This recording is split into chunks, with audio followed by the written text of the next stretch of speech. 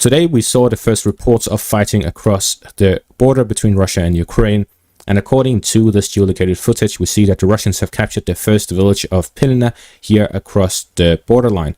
It is reported by reliable Russian sources that the Russians have also captured the villages of Streletsya, Kresne and Borisivka. This in its entirety would be a single day, and it would be a 30 square kilometer advance of the Russians across the front. It is a wide area to be attacking in, and 4 separate villages separated, but we do see that the village of Kresne has several fortifications attached to it. This shows that the Russians are doing this reconnaissance mission in force with both the support of armored vehicles as is reported and massive infantry concentration.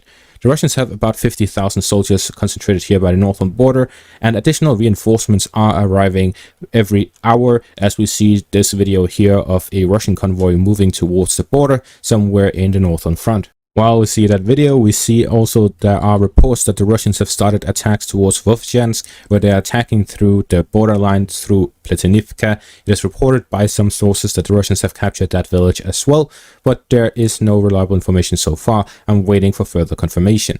So far, we're seeing that the Russians are focusing their offensive operations in the northern parts to the northeast of the Kharkov region.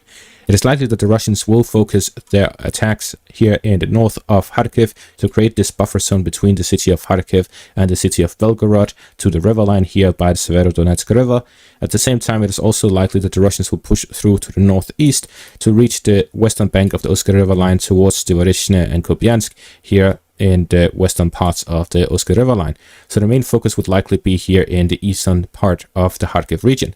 However, it is also reported by Ukrainian sources that the Russians are making bigger and larger gatherings of Russian troops here in the Kursk and the Bryansk region of the Russian Federation.